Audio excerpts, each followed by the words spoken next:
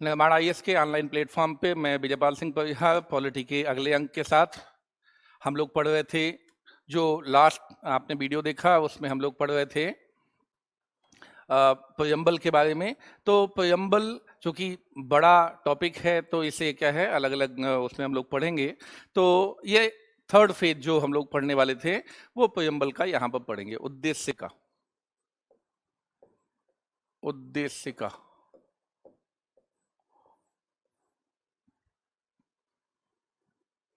उद्देशिका में अब जो हम लोग पढ़ेंगे वो क्या है, समाज पर क्या क्या प्रभाव पड़ने हैं, यानी समाज को क्या क्या मिलना है, उन सब चीजों के बारे में अब हम यहाँ पढ़ेंगे। अभी तक जो हम लोग पढ़ रहे थे वो क्या था, शासन व्यवस्था के बारे में, यानी स्ट्रक्चर कैसा होगा शासन व्यवस्था का, उसके बारे में, राज्य के बारे में पढ़ रहे थे। और अब हम पढ़ रहे हैं समाज के बारे में।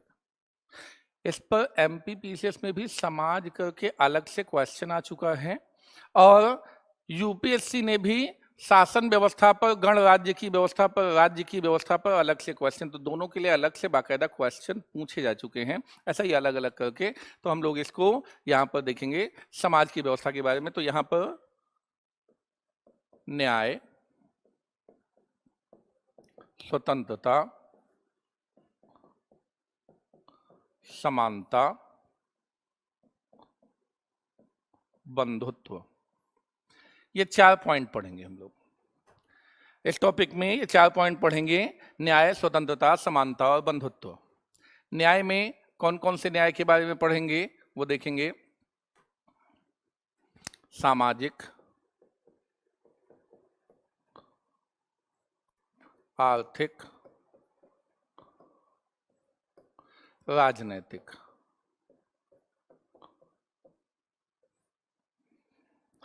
इस न्याय के बारे में पढ़ेंगे। तो प्रियम्बल के अनुसार न्याय व्यवस्था, तो कई बार क्या होता है कि लोगों को ये नहीं याद होता कि प्रियम्बल में न्याय व्यवस्था कितने प्रकार की दी हुई है। जब आपको ये नहीं पता है तो आप इसका क्वेश्चन नहीं कर पाएंगे, फिर न्याय व्यवस्था पर ही अपनी बात कह के बंद हो जाएंगे। तो आपको अगर यहाँ पर क्या है, न्याय व्यवस्था वास्तव में समझानी है, प्रियम्बल के अनुसार जो क्वेश्चन आएगा, अलग से क्वेश्चन केवल न्याय व्यवस्था पर, प्रस्तावना के अनुसार न्याय व्यवस्था क्या भारत में स्थापित हुई है, ये समीक्षा करने को अगर आ जाता है तो आप समझिए कि इस समीक्षा को आप तभी अच्छे से कर पाएंगे जब आपको ये सब चीजें याद होंगी। इसके अलावा यहाँ पर समझिए स्वतंत्रता। स्वतंत्रता में आता है विचार, अभिव्यक्ति, विश्वास, धर्म, उपासना। इसको याद कर लेना है।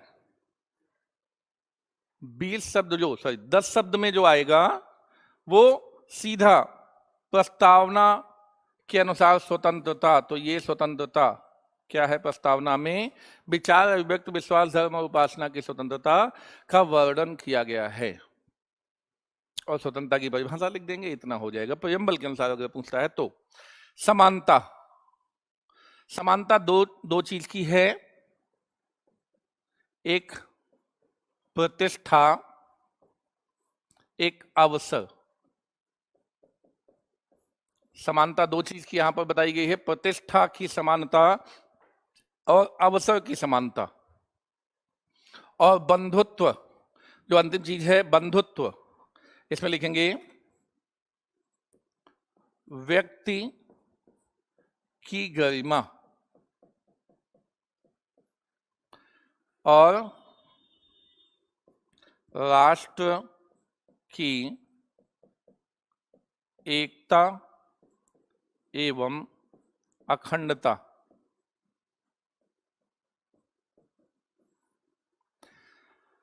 ये मुख्य रूप से आपको तैयार कर लेना है कि किन बिंदुओं पर क्या चीजें लिखनी हैं।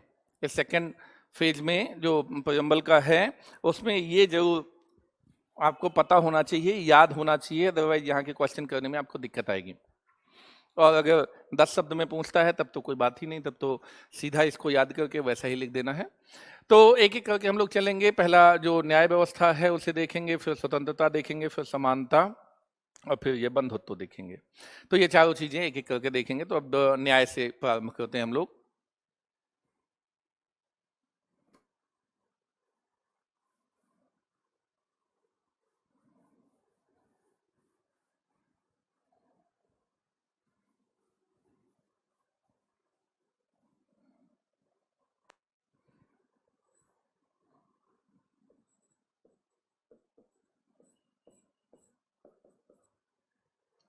न्याय, तो न्याय हमने बताया कि एक एक करके पढ़ेंगे यहाँ पर, क्योंकि सामाजिक, आर्थिक, राजनैतिक, ये तो सामाजिक, आर्थिक और राजनीतिक ये 3 प्रकार के न्याय हैं। तो इसमें सबसे पहले हम लोग सामाजिक न्याय की बात करते हैं। सामाजिक न्याय क्या है? तो जो सामाजिक न्याय है, सबसे पहले तो यहाँ पर क्या है, न्याय क्या है वो थोड़ी समझ लेंगे तो और ज्यादा अच्छा होगा कि सामाजिक न्याय क्या है वो समझे। न्याय क्या है, न्याय की व्यवस्था क्या कहलाती है? तो न्याय कहते हैं जो भी, जिस चीज के लिए भी हम डिजर्व करते हो, डिजर्विंग, यानी हमारा हक हो जिन चीजों पर, वो यदि हमें मिल जाता है तो हम कहते हैं न्याय मिल गया। जिन चीजों पर हमारा हक होता है वो अगर मिल जाए तो न्याय है, ना मिले तो अन्याय है। कोई छीन ले जाए हमारे हक को तो अन्याय हो गया हमारे साथ। ये हक जो होता है, जो हम जिस चीज को डिजर्व करते हैं, वो तत्व क्या है, उसी को कहते हैं हम अधिकार। जिन चीजों की हम मांग कर सकें सरकार या व्यवस्था से कि यह हमें चाहिए, तभी हमारा डेवलपमेंट हो पाएगा और हम इसके डिजर्विंग कैंडिडेट हैं। जैसे क्या है, हम अगर एग्जाम में बेहतर परफॉर्म करते हैं तो हम डिजर्व करते हैं कि हम सेलेक्ट हों। अगर हम नहीं उसमें बेहतर परफॉर्म करते, अगर हमें दिखा दिया जाता है कि ये देखिए ये मार्क्स हैं आपके और ये यहाँ पर गलती है, का मतलब है क्या, हम डिजर्व नहीं करते, फिर हमारा सिलेक्शन नहीं हो तो कोई बात नहीं। लेकिन अगर हमने अच्छा लिखा, बेहतर किया और फिर हमारा सिलेक्शन ना हो और जिसने हमसे खराब किया हो उसका सिलेक्शन हो जाए, तो क्या अन्याय हो गया आपके साथ। तो क्या हुआ, ये आपका अधिकार है ना, आपका अधिकार है कि जब भी आप बेस्ट करें आपको उसका बेनिफिट मिले, है ना। तो ये वो तत्व अधिकार कहलाते। तो अधिकारों की प्राप्ति, अधिकार प्राप्त हो गए तो न्याय, अधिकार नहीं प्राप्त हुए यानी जो आपका हक है वो न प्राप्त होना, वो जो हक है उसी चीज को यहां पर कहा जा रहा है अधिकार। अधिकार प्राप्त हो गए तो न्याय है, अधिकारों की प्राप्ति न्याय है। क्लियर मीनिंग, एक लाइन में साफ स्पष्ट, वो तो सारा सब कुछ समझाने के लिए था, यहां पर साफ समझिए क्या है। एक लाइन में जब लिखेंगे अधिकारों की प्राप्ति न्याय है। अब अधिकार में कौन कौन से अधिकार, तो सामाजिक अधिकार, आर्थिक अधिकार, राजनीतिक अधिकार। सामाजिक अधिकार, आर्थिक अधिकार और राजनीतिक अधिकार, तो यहां पर मिलना चाहिए क्या है, सामाजिक अधिकार, आर्थिक अधिकार और राजनैतिक अधिकार। अब बात आती है कि ये सामाजिक अधिकार या आर्थिक अधिकार या राजनीतिक अधिकार। सामाजिक अधिकार का मतलब होता है समाज में जैसा व्यवहार अन्य लोगों के साथ होता है वैसा ही व्यवहार मनुष्य, हम भी हैं मनुष्य, अगला भी है, वैसा ही व्यवहार अगर मनुष्य होने के नाते हमारे साथ भी होता है तो ये न्याय हो गया, तो ये सामाजिक न्याय हो गया। लेकिन समाज में किसी को केवल किसी घर में पैदा होने से उसको उच्च बना दिया जाता है और केवल किसी घर में पैदा हो जाने से किसी को निम्न मान लिया जाता है। किसी को उच्च घर में पैदा होने के कारण कुछ विशेष लाभ मिलते हैं, निम्न घर में पैदा होने के कारण, किसी अन्य घर में पैदा होने के कारण उसको लाभ से वंचित कर दिया जाता है। ये सामाजिक अन्याय है।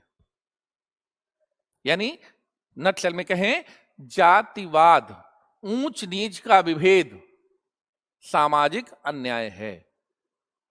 जातिवाद सामाजिक अन्याय है। जातिवाद का विरोध करें, हम किसी भी जाति में जन्मे, हम किसी भी व्यक्ति के यहाँ पैदा हों, पर मनुष्य होने के नाते दूसरे मनुष्य को जितना अधिकार प्राप्त है वो हमें भी प्राप्त हो।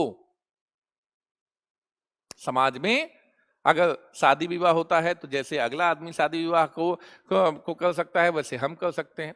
पूजा करने जाता है तो जैसे वो पूजा कर सकता है भगवान की, हम भी कर सकें। जैसे बहुत सारी जगह में क्या हुआ, इस जाति के लोग प्रवेश नहीं करेंगे, ऐसा बहुत दिनों तक था, और अभी सन 2000-2001 तक, और अभी भी कहीं कहीं सुनाई पड़ जाता है, दिखाई पड़ जाता है ऐसे कई बोर्ड। तो यदि किसी व्यक्ति को किसी जाति, किसी वर्ग, किसी लिंग विशेष का होने के कारण, जैसे महिला होने के कारण हम मंदिर में प्रवेश नहीं देंगे, तो क्या है, सामाजिक आधार पे आपका अलगाव है। मनुष्य आप भी हैं, मनुष्य अगला भी है, कोई तार्किक आधार नहीं है, लेकिन हमने अपने नियम कानून बना दिए। प्रकृति ने हमको अंतर नहीं पैदा किया था, प्रकृति ने हमको भी मनुष्य बनाया, आपको मनुष्य बनाया, लेकिन इस धरती पर आए हमने ऊंच नीच का विभेद पैदा कर दिया। तो जो ये हमने इंट्रोड्यूस किया, यहीं पर गड़बड़ हो गया। जैसे हम मनुष्य थे और मनुष्य को बराबरी का हक है, तो समानता का हक समाज में मिले। पूजा, शादी विवाह, जुलूस, जो भी हम सार्वजनिक कार्यक्रम करते हैं, उन सब में यदि सामाजिक पार्टिसिपेशन, सभी व्यक्तियों को बराबर मिले, सामाजिक अधिकारों की प्राप्ति होती है।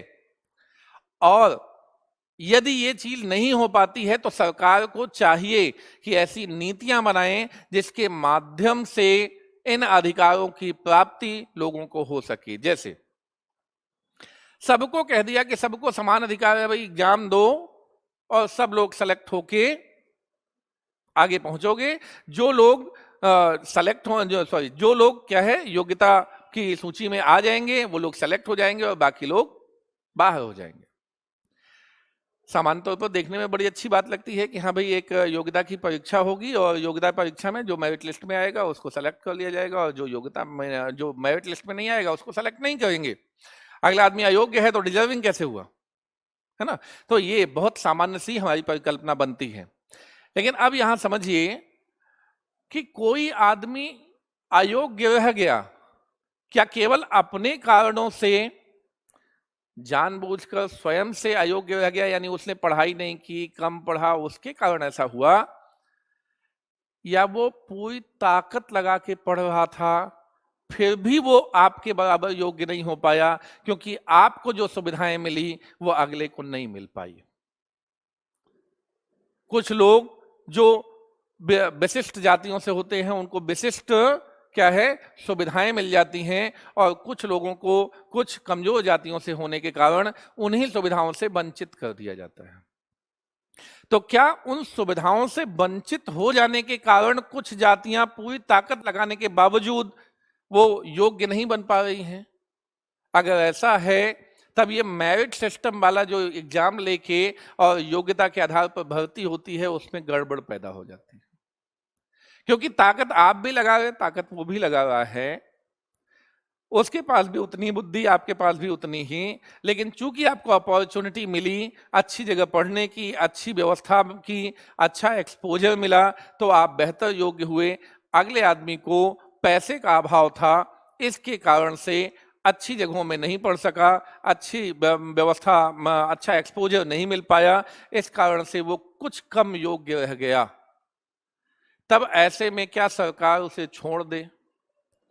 तो सरकार ऐसे में क्या करती है, आरक्षण देती है। कहते हैं इस स्थिति में रहने वाले लोगों को इतना फायदा हम देंगे, क्योंकि वो माना जाएगा कि इस स्थिति में रहते हुए भी अगर इस लेवल तक कोई पहुंच जाता है, यानी मेरिट को थोड़ी डाउन करेंगे। मतलब कहने का ये कि मेरिट को थोड़ी डाउन करेंगे कि अगर कमजोर स्थिति में रहने वाला भी अगर इस स्थिति में आ जाता है तो माना जाता है कि अगर सारी सुविधाएं मिल जाती तो ये भी उतना ही योग्य, उतनी ही योग्यता को धारण करता। तो कुछ कम नंबर पा जाना, वो कुछ दूरी तक आपकी वो अयोग्यता नहीं होती, और सरकार ऐसा कानून बना के आपको भी बराबरी का मौका देती है। तो जो आरक्षण दिया गया वो सामाजिक अधिकार ही दिया गया आपको, यानी समाज में जो कामकाज होंगे उसमें आप भी पार्टिसिपेट कर पाएंगे, यानी नौकरियों में आप पार्टिसिपेट कर पाएंगे, शिक्षा व्यवस्था में आप पार्टिसिपेट कर पाएंगे, धार्मिक व्यवस्थाओं में आप पार्टिसिपेट कर पाएंगे, यानी ऊंच नीच के विभेद के कारण आपको जो समस्या होती थी वो समस्याएं नहीं होंगी। यही सामाजिक अधिकारों की प्राप्ति है। तो समान व्यवहार किया जाए, आपको समानता के आधार पर समाज में व्यवहार किया जाए, तो समाज में समानता के आधार पर व्यवहार हो, सामाजिक अधिकारों की प्राप्ति हो। और जहां ऐसा न हो पाए, सरकार को चाहिए कि वो पॉलिसी बनाकर वैसी जगहों में आपको ये अधिकार दिलवाए जिसके लिए आप डिजर्व करते हैं। यही सामाजिक न्याय है। तो यही सामाजिक अधिकारों की प्राप्ति सामाजिक न्याय में आती है। फिर अगली चीज है आर्थिक अधिकार। तो जब समाज में अधिकार चाहिए थे तो सामाजिक अधिकार था, तो आर्थिक क्षेत्र में गरीब और अमीर दो वर्ग होता है। आर्थिक क्षेत्र में गरीब और अमीर दो वर्ग होते हैं, और अमीर जिनके पास पैसा होता है वो गरीबों का शोषण करते हैं, ऐसी व्यवस्था मानी जाती है। तो यहां पर क्या है, इस व्यवस्था से हमें निजात दिलाना है। कोई व्यक्ति बहुत ज्यादा अमीर हो जाता है और कोई व्यक्ति बहुत ज्यादा गरीब हो जाता है। जैसे क्या है, हमारे यहाँ कुछ लोग हैं, 1% लोग हैं जिनके पास 75% से ज्यादा पैसा एक्युमुलेट किया गया है।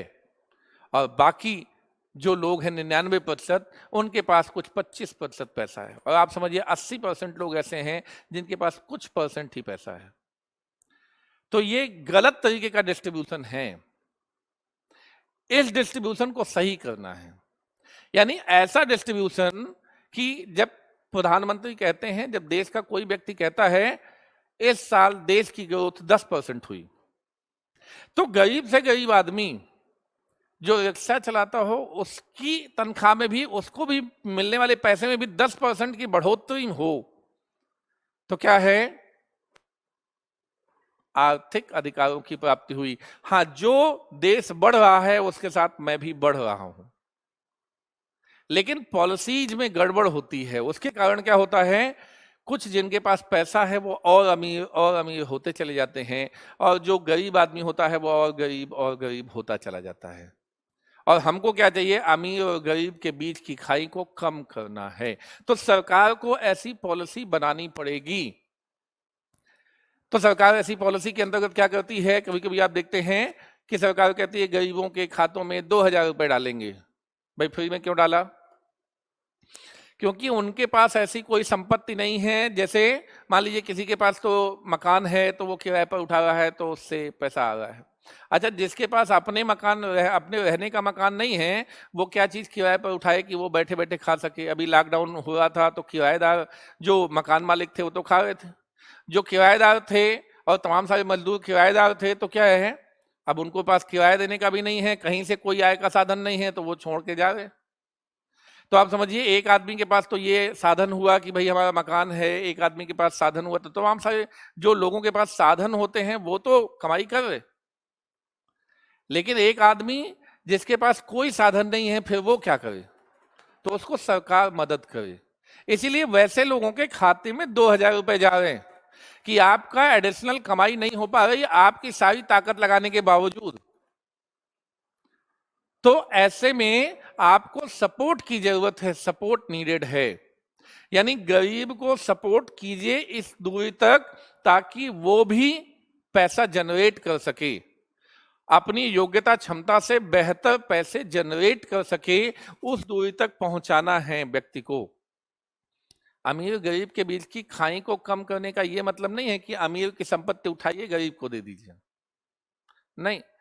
अमीर कमाएगा, पैसा बढ़ेगा, इंडस्ट्री लगाएगा, तभी गरीब को काम मिले। लेकिन यह देखना है कि अमीर ऐसा पैसा ना कमाए कि गरीब को जो वो मेहनत करता है उसका भी पैसा ना दे और अपना पैसा लगा के और इंडस्ट्री बनाता चले। तो ये ध्यान रखिए कि पैसा एक जस्टिफाइड लेवल तक मिलते रहना चाहिए ताकि जो लोग काम पर लगे हुए हैं उनको अपना पर्याप्त पैसा, पर्याप्त भरण पोषण मिलता रहे, तो उससे उनकी गरीबी दूर होगी और वो एक बेहतर जीवन की तरफ आगे बढ़ेंगे।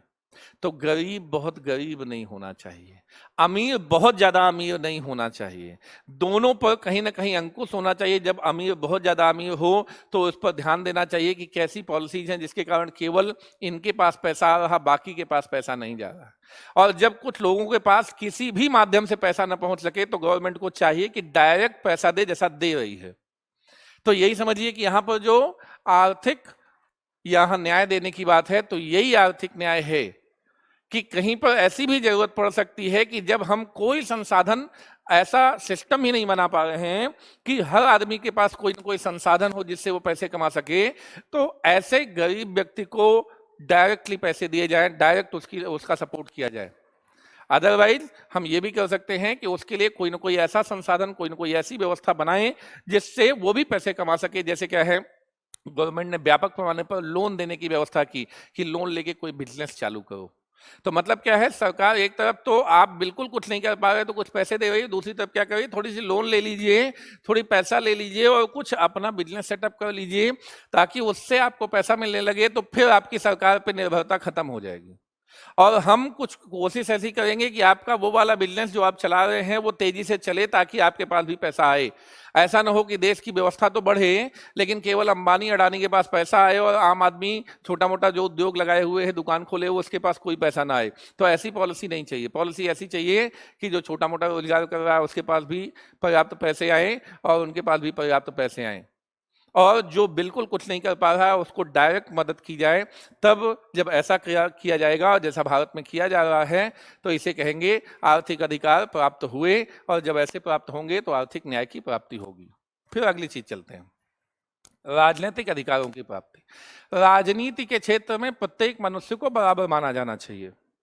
तो इसके लिए भारत ने स्वतंत्रता जैसे ही मिली तुरंत ही कदम उठाया, सार्वभौम वयस्क मताधिकार।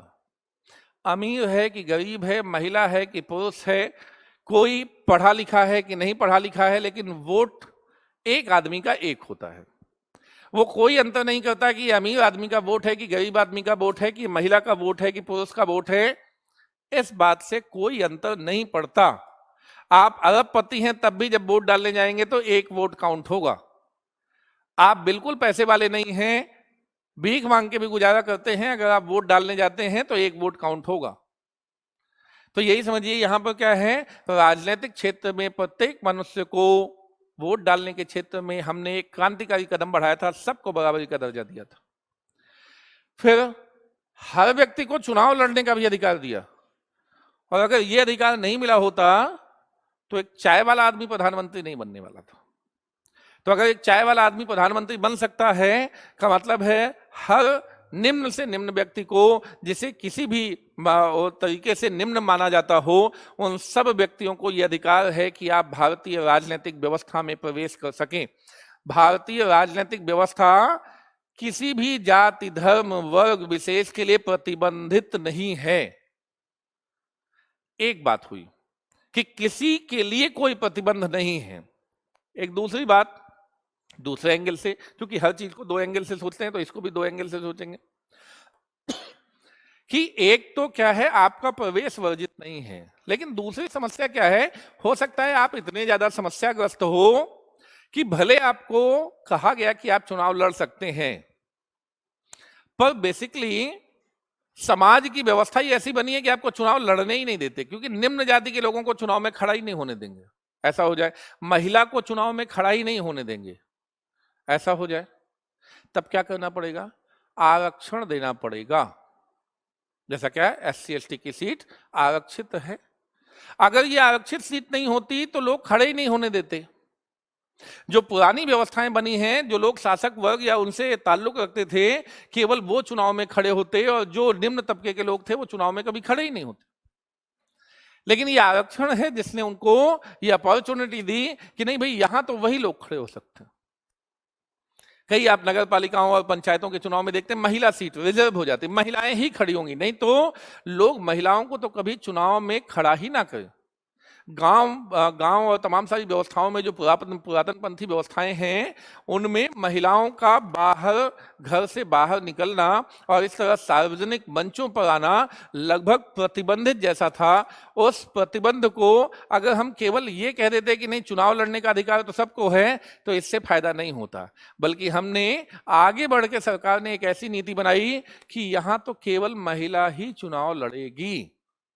तब लोगों ने सोचना शुरू किया कि भाई अपने घर की महिला को यहाँ पर आगे बढ़ाते हैं, नहीं तो किसी और के घर की महिला यहाँ पर आगे बढ़ जाएगी और वो चुनाव जीत जाएगी।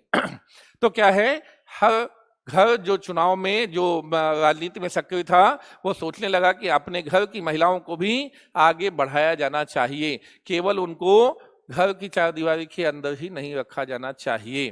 तो ये जो व्यवस्था हुई, आरक्षण वाली व्यवस्था, ये एक अलग व्यवस्था देती है कि सामाजिक बंधनों को भी तोड़ने के लिए एक अलग कानून चाहिए। तो यही बात है, एक बात तो ये होनी चाहिए कि सबको समानता मिलनी चाहिए, मिल गई, उसके बाद दूसरा लेबल आना चाहिए कि समानता मिलने के बावजूद उस फायदे को कोई नहीं ले पा रहा है। जो नहीं ले पा रहा है वो कैसे ले पाए, ये भी देखना है ना। तो सामाजिक बंधनों के कारण अगर नहीं ले पा रहे हैं, तो उस सामाजिक बंधन को तोड़ने के लिए कानून बनाना पड़ेगा। तो इस तरह से हुआ हमारा सामाजिक, आर्थिक और राजनीतिक न्याय। तो इस तरह से आपको इन अधिकारों की प्राप्ति होगी और इस तरह से न्याय प्राप्त होगा। तो सरकार को क्या करना है, नियम कानून बनाना है, इसमें हो या इसमें हो, नियम कानून बनाना है, व्यवस्थाएं बनानी है। जैसे इसमें आरक्षण देना है, इसमें आरक्षण देना है, इसमें क्या करना है, पैसा देना है, लोन देना है, पैसे पहुंचाने हैं। तो पॉलिसी जैसा व्यवस्था, जैसा एनवायरनमेंट, वैसी पॉलिसी। तो यहां पॉलिसीज बना के सपोर्ट करना है, प्लस एक कानूनी रूप से बता देना है सब लोग इन क्षेत्रों में बराबर हैं। यानी कोई कंपनी खोल सकता है, वो किस वर्ग, जाति, धर्म का है उससे कोई मतलब नहीं। कोई आदमी समाज में शामिल होना चाहे शामिल हो सकता है, वो किसी जाति धर्म का हो, या राजनीति में शामिल होना चाहे शामिल हो सकता है। तो एक व्यवस्था है जो सबको सम्मिलित होने के लिए कहती है, और कहती है कि किसी भी आधार पर विभेद नहीं होगा। और दूसरी व्यवस्था कहती है यदि समाज में कहीं पर भी ऐसी चीजें हैं जो अड़ंगा लगाती हैं, तो हम उसको दूर करने के लिए कानून बनाएंगे। दूसरी बात होती है। तो दो बातें इन सारी चीजों के परिप्रेक्ष्य में आप लिखेंगे तो ये हो जाएगा आपका न्यायिक व्यवस्था। और ये 200 शब्द का बाकायदा व्यवस्था होगी। हाँ, ये अलग अलग भी पूछा जा सकता है, जैसे केवल सामाजिक न्याय, अभी 50 शब्द में लिख दे सामाजिक न्याय, तो आप केवल सामाजिक न्याय बताएंगे और दोनों पक्ष बता देंगे। तो ये कुल मिला के आपका एक क्वेश्चन बन जाता है 200 शब्द का। तो न्याय पर अब आते हैं हम लोग स्वतंत्रता, है ना, अगला जो टॉपिक होगा उसमें स्वतंत्रता।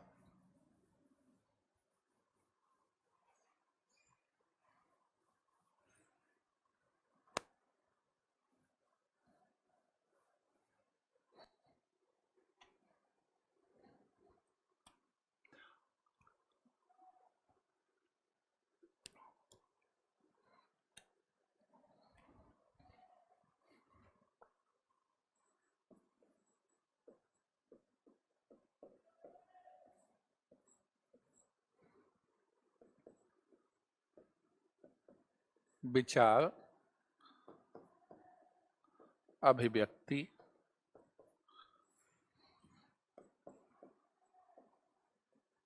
विश्वास, धर्म एवं उपासना।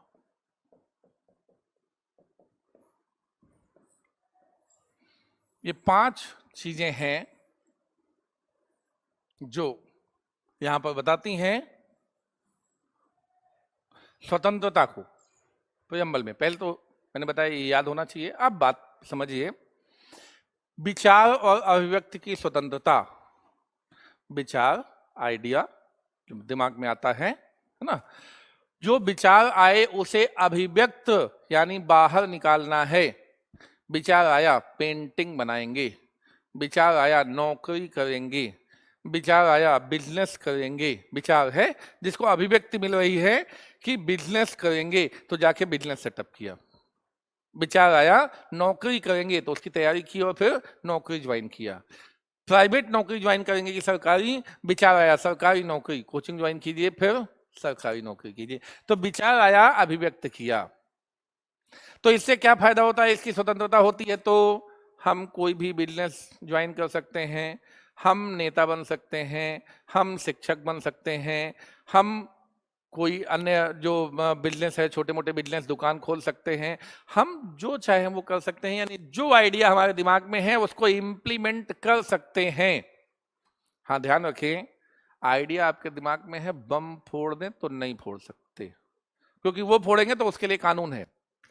इसकी लिमिटेशन है, आइडिया आ जाए डिस्ट्रक्टिव, जाके किसी को 4 थप्पड़ मार देंगे तो नहीं, उसके लिए ये स्वतंत्रता इजाजत नहीं देती। क्योंकि स्वतंत्रता नियमों के साथ होती है कि इतनी दूर तक आप स्वतंत्र हैं। ध्यान रखें, अधिकार मिलते हैं अपना डेवलपमेंट करने के लिए।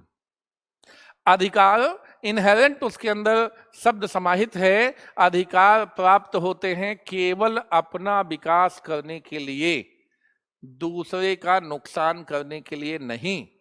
तो समाज में यदि आपको ये अधिकार प्राप्त हैं तो केवल अपना विकास करने के लिए ध्यान करना है, ना कि दूसरे का नुकसान करने के लिए। ठीक है, तो अब यहां पर समझना है कि अपना विचार हो, उसके अनुसार अपना जीवन जी सके, बहुत अच्छा जीवन होता है। तो ये हमें सारी भौतिक सुख सुविधा दिला देगा। भाई हम कोई नौकरी ज्वाइन करें, किसी क्षेत्र में जाएं, कुछ भी बोले जो कंस्ट्रक्टिव हो, जिसके भाई टीचर बन गए तो बहुत सारा बोल रहे हैं, अगर हमारा विचार आया हम किताब लिखेंगे तो किताब लिख देंगे, बिकेगी, हमारा भौतिक जीवन अच्छा होगा। कुल मिला के क्या है, हमारा जीवन अच्छा हो और भौतिक जो भी सुख सुविधाएं हैं वो प्राप्त हों। तो भौतिक सुख सुविधाएं प्राप्त होंगी तो इसे कहते हैं भौतिक विकास। तो हमारा डेवलपमेंट, सामान्य तौर पर इसी को हम लोग डेवलपमेंट मान लेते हैं नैरो उसमें डेफिनेशन में, लेकिन यहां पर यही समझना है कि भौतिक विकास करने के लिए बहुत आवश्यक है, धरती पर रह के अपना काम काज करने के लिए बहुत आवश्यक है कि हमको विचार व्यक्त की स्वतंत्रता मिले। वो बोल के विचार का मतलब है केवल बोलना नहीं, विचार का मतलब वो सारी चीजें जो हम सोचते हैं अपने दिमाग में और उस आइडिया को इम्प्लीमेंट करना। और उस आइडिया को जब इम्प्लीमेंट करते हैं तो हम तो हमेशा अपने विकास के लिए, मनुष्य का स्वभाव भी होता है अपना विकास करने के लिए सोचेगा और उसको इम्प्लीमेंट करेगा। इसमें कहीं कोई रिस्ट्रिक्शन नहीं होगी, एकदम आजादी मिलेगी। इस बात को यहाँ पर इंश्योर किया गया है, तो इसे कहा गया है भौतिक विकास। अब दूसरी चीज यहाँ पर विश्वास।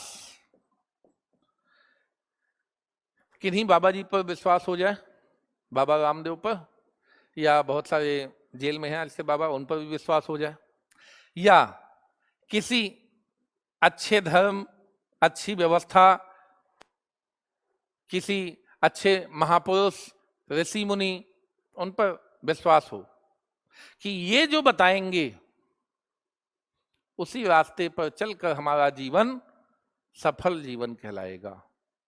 यदि कोई व्यक्ति, संस्था या किसी धार्मिक विचारधारा पर आप विश्वास करना चाहें, कर सकते हैं, और उसके अनुसार अपना धर्म पालन करने की स्वतंत्रता होगी,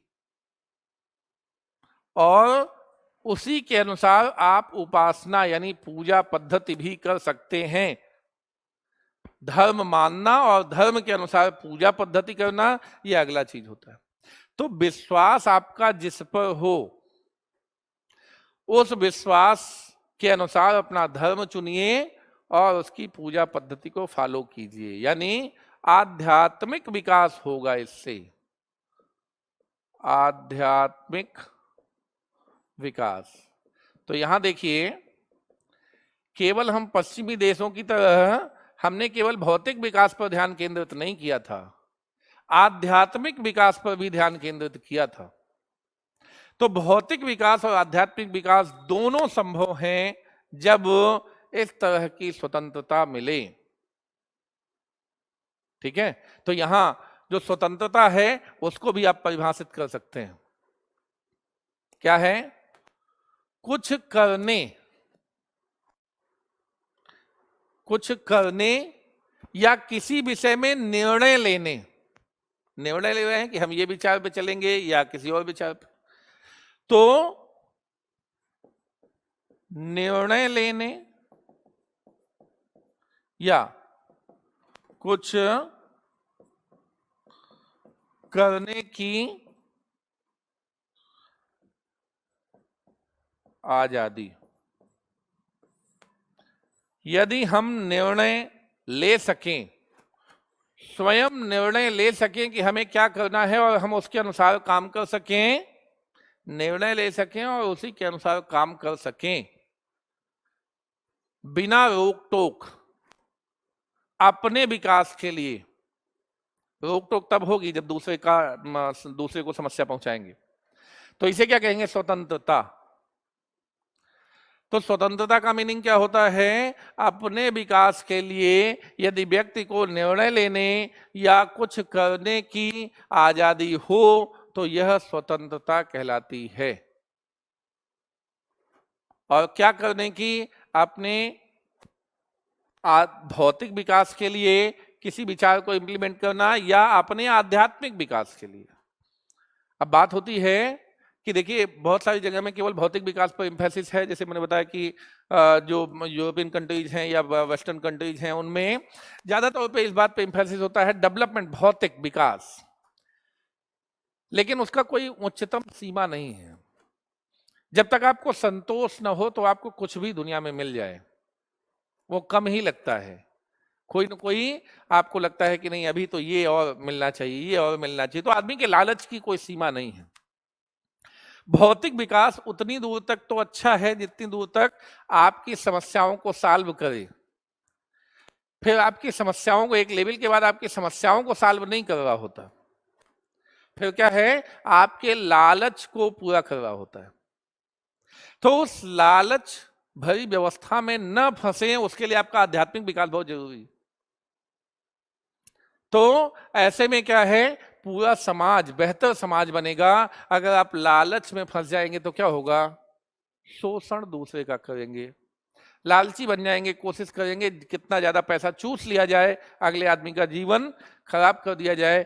चाहे जैसे भी हो, हमको केवल पैसे कमाने हैं, केवल अपना जीवन देखना है, दूसरे से हमको क्या लेना देना।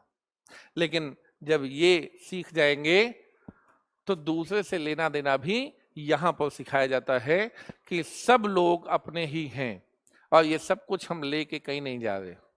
तो इसी चीज को यहां पर सिखाया, ट्रेन किया जाता है। और इसकी भी स्वतंत्रता है, क्योंकि इसकी स्वतंत्रता नहीं होती तो इसमें आपको ट्रेन किया जाना मुश्किल था। तो जब दोनों चीजें मिलेंगी तो एक सभ्य समाज, एक अच्छे समाज का निर्माण होता है, स्वस्थ समाज का निर्माण होता है। इसी को सभ्य समाज कहते हैं। तो एक सभ्य समाज का निर्माण होगा और एक सभ्य समाज से ही एक सभ्य देश का निर्माण होगा। तो ये एक सभ्य समाज। तो अभी न्याय मिलेगा तो एक अच्छा समाज बनेगा। अब स्वतंत्रता मिलेगी तब भी एक सभ्य समाज का निर्माण होगा। यानी हम एक सभ्य समाज के निर्माण की ओर धीरे धीरे आगे बढ़ रहे हैं। इसीलिए मैंने कहा था कि ये सेगमेंट जो है वो समाज पर बेस्ड है। तो ये क्लियर हो गया स्वतंत्रता से क्या मीनिंग है इन चीजों का, और ये कौन कौन सी बातें कही गई हैं। तो स्वतंत्रता से संबंधित जितनी बातें थी वो हो गई। अगला पॉइंट लेते हैं। तो स्वतंत्रता के बाद हम लोगों के पास अगला आएगा समानता।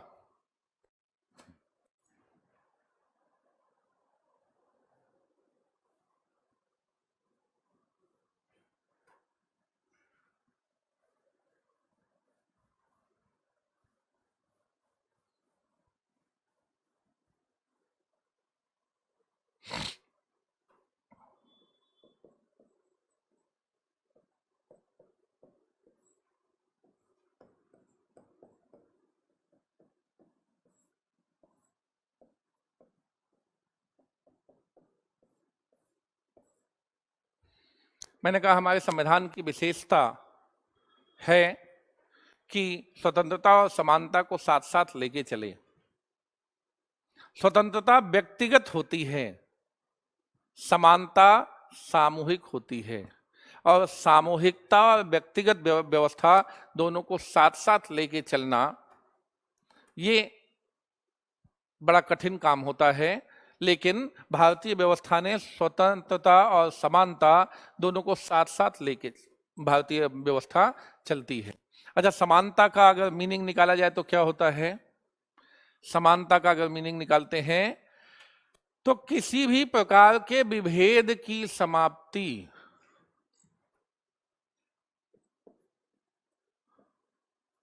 विभेद की समाप्ति,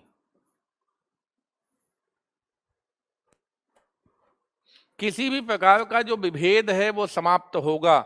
समानता प्राप्त होगी तो न्याय प्राप्त होगा, स्वतंत्रता प्राप्त होगी तो न्याय प्राप्त होगा। ध्यान रखिए, वो न्याय से जुड़ेगा। तो विभेद किसी तरह का होगा, उसकी समाप्ति होगी तो हमें समानता प्राप्त होगी, समानता प्राप्त होगी तो सामाजिक आधार पर समानता होगी तो सामाजिक न्याय, है ना। आर्थिक आधार या राजनीतिक आधार पर समानता प्राप्त होगी तो वो वाला न्याय। तो समाज में जिस भी प्रकार की समानता व्याप्त हो जाए, यानी विभेद की समाप्ति हो जाए, और विभेद को समाप्त करने के लिए सरकार को एक्शन लेना पड़ेगा, या किसी वर्ग या व्यक्ति के पक्ष में कोई विशेष अधिकार नहीं दिया जाएगा। व्यक्ति या वर्ग के पक्ष में विशेषाधिकारों की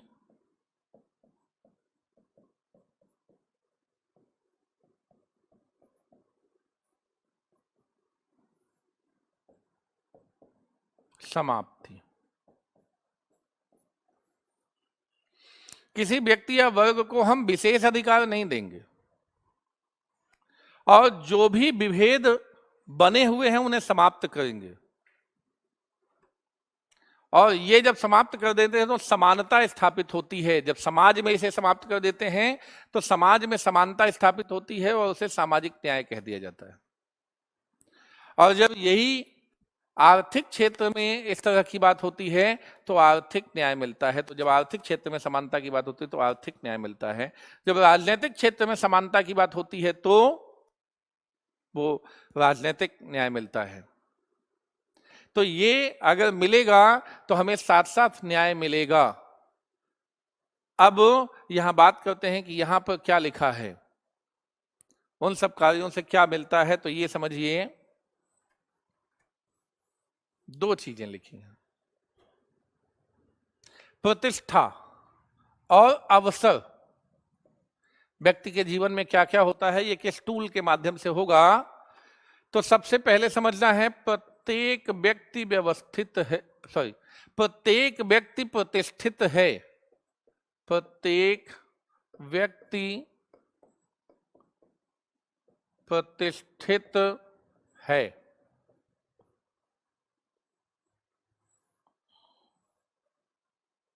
प्रत्येक व्यक्ति प्रतिष्ठित है, ये पहली चीज है। प्रतिष्ठा की समानता, यानी प्रत्येक व्यक्ति प्रतिष्ठित है, ठीक।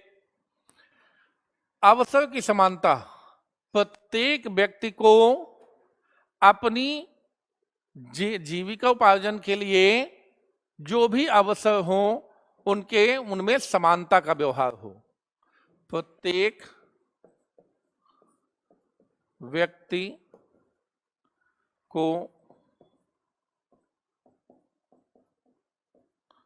जीविकोपार्जन के लिए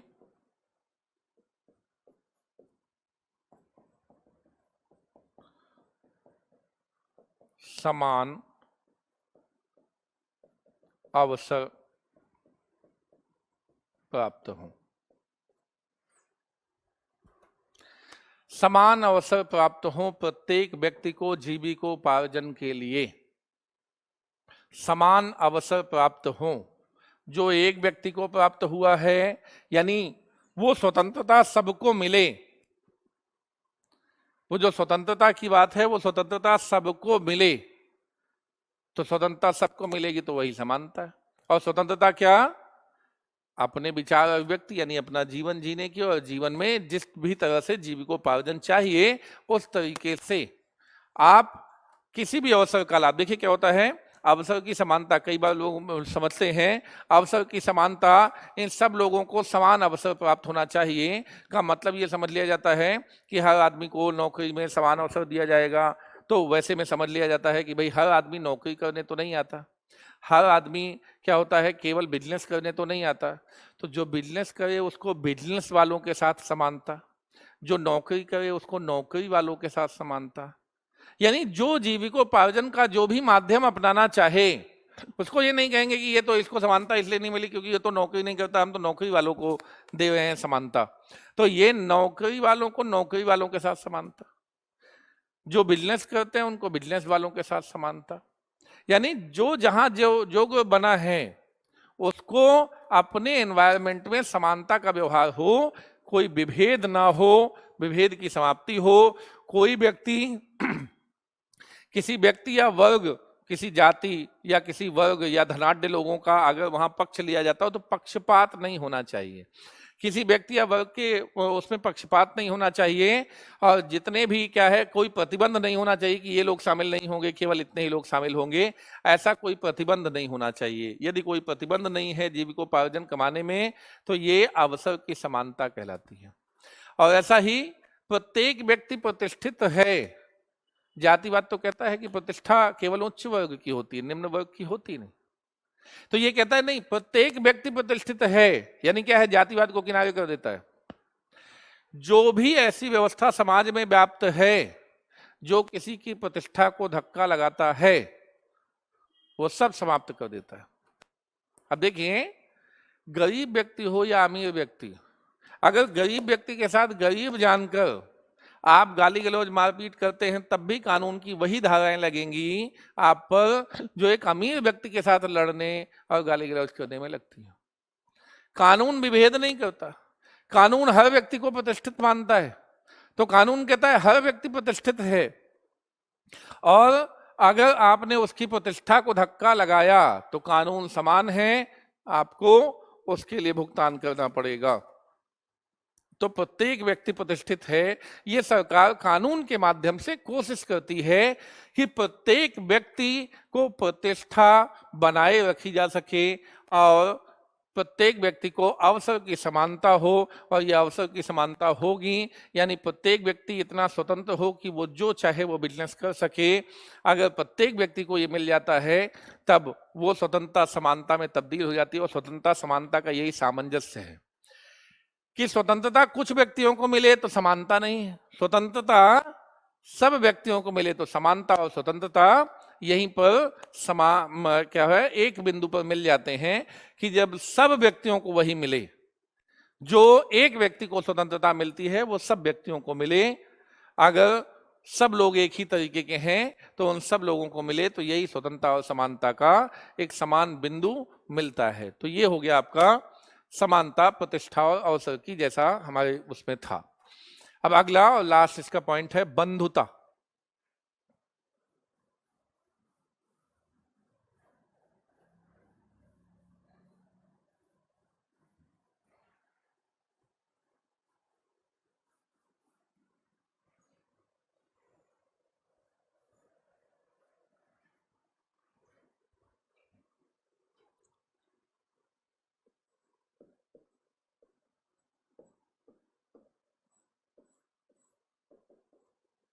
बंधुता, तो बंधुता में बताया था व्यक्ति की गरिमा, व्यक्ति की गरिमा और राष्ट्र की एकता एवं अखंडता। व्यक्ति की गरिमा एवं राष्ट्र की एकता एवं अखंडता, ये दो शब्दावली हैं। इसका मतलब क्या है, व्यक्ति एक गरिमापूर्ण जीवन जी सके, अच्छा जीवन, प्रत्येक व्यक्ति को अच्छे जीवन की गारंटी, अच्छे जीवन की गारंटी। अच्छा जीवन कब होता है, जब स्वतंत्रता पूर्वक हो, समानता का व्यवहार हो, न्याय व्यवस्था स्थापित हो, तो प्रत्येक व्यक्ति को अच्छे जीवन की गारंटी मिलती है। यानी अगर ऊपर वाली सारी चीजें मिल रही हैं तो ये अच्छे जीवन की गारंटी, यानी व्यक्ति गरिमापूर्ण जीवन जी सकता है। और व्यक्ति जहां ही गरिमापूर्ण जीवन जीता है वहीं पर व्यक्ति भाईचारे के साथ रहना चाहता है, सहयोग करना चाहता है। जहां पर अच्छा जीवन न जी पाए कोई व्यक्ति, जीवन जीने में जिसको कठिनाई हो, वहां पर वो भाईचारा नहीं बना पाता, वहां पर सहयोग नहीं कर पाता। तो प्री कंडीशन है कि व्यक्ति अच्छा जीवन जी पाता हो, और अच्छा जीवन जीने की कंडीशन है स्वतंत्रता, समानता और न्याय की प्राप्ति। अगर ऊपर की सारी बातें मिलती हैं तो अच्छा जीवन व्यक्ति को मिलेगा। अच्छा जीवन मिलेगा तो समाज कैसा होगा? समाज में भाईचारा आएगा, सहयोग आएगा। जो भी व्यक्ति जिस समाज से खुश होता है उस समाज से अपने संबंध जोड़ना चाहता है, और जिस समाज में वो अच्छा जीवन नहीं जी पाता उससे संबंध नहीं रखना चाहता। तो यहां पर समझ गए कि ये आपस में इंटरलिंक कैसे हैं। तो व्यक्ति की गरिमा, यानी एक गरिमापूर्ण, एक बेहतरीन जीवन, अच्छा जीवन, सम्मान पूर्वक जीवन, सुख सुविधाओं सहित जीवन। अच्छा जीवन का मतलब केवल सुख सुविधाएं भर नहीं होता। अच्छा जीवन का मतलब क्या होता है?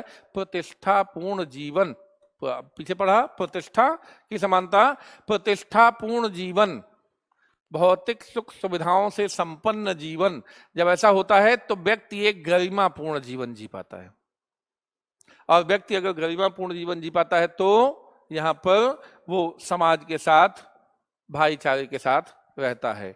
और यदि ऐसा रहे तो यदि किसी देश का समाज ऐसा है तो निश्चित तौर पर राष्ट्र की एकता, यानी हम भारतीय हैं, ये विचारधारा मजबूत होती है, एकता मजबूत होती है। हम भारतीय हैं, भारतीयता पर हमें गर्व होता है, और यदि भारतीयता पर हमें गर्व है तो कभी भी ये देश टूटेगा नहीं, हमेशा ही अखंड रहेगा,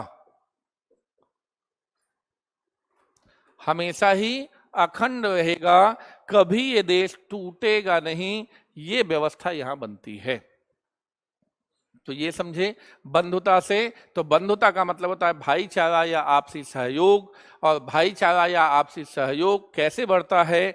जब उपर्युक्त सभी व्यवस्थाएं यानी न्याय, स्वतंत्रता और समानता की प्राप्ति होती है तो मिलता है व्यक्ति को गरिमापूर्ण जीवन, और तभी व्यक्ति उस समाज से, जिस समाज में ऐसा एनवायरनमेंट मिलता है, उससे अच्छा रिलेशन रखता है, और तभी भाईचारा और सहयोग पर आधारित एक समाज का निर्माण होता है। और ऐसा समाज ही एक देश की एकता को बढ़ाता है और उसमें अखंड रहने की व्यवस्था बनती है। तो ये कुल मिला के आपके प्रियम्बल से जितनी शब्दावली थी, यानी जितनी विचारधाराएं थी, वो सारी विचारधाराएं हो गई। एक छोटा क्वेश्चन इससे जो बनता है उस पर भी चलेंगे, उसको भी समझ लेंगे इस टॉपिक के साथ, तो ये टॉपिक खत्म हो जाएगा।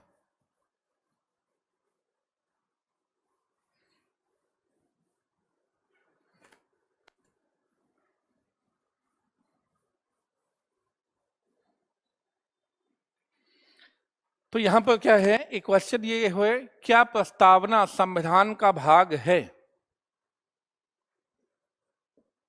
क्या प्रस्तावना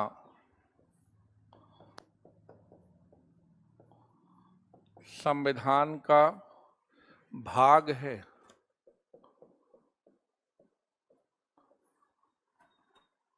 इस क्वेश्चन को एड्रेस किया गया था 1960 में बेलूबाड़ी मामले में, जब राष्ट्रपति ने सर्वोच्च न्यायालय से सलाह मांगी थी। एक क्षेत्र था जिसे पाकिस्तान को दिया जाना था, और उस क्षेत्र को दिए जाने के संदर्भ में राष्ट्रपति ने सलाह मांगी थी सर्वोच्च न्यायालय से। तो उसमें यह प्रश्न भी पूछा गया था कि क्या प्रस्तावना संविधान का भाग है? तो कहा गया प्रस्तावना संविधान का भाग नहीं है। भाग नहीं है, इसलिए इसमें संशोधन नहीं किया जा सकता। संशोधन नहीं किया जा सकता।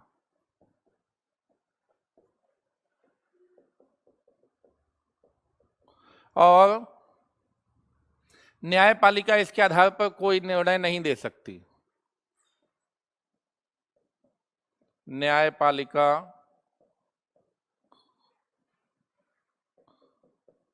इसके आधार पर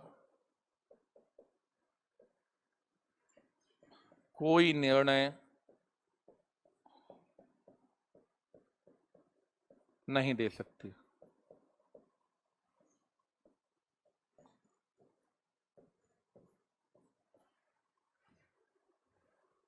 ये बातें बताइए।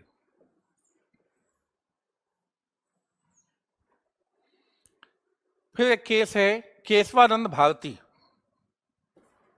1973।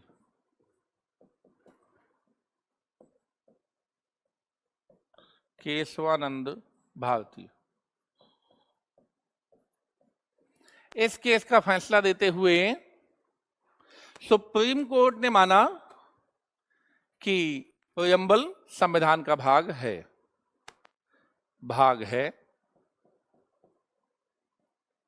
तो क्या होगा? दूसरा, संशोधन भी किया जा सकता है। संशोधन किया जा सकता है। तो तीसरा क्या है? इसके आधार पर निर्णय भी दिया जा सकता है,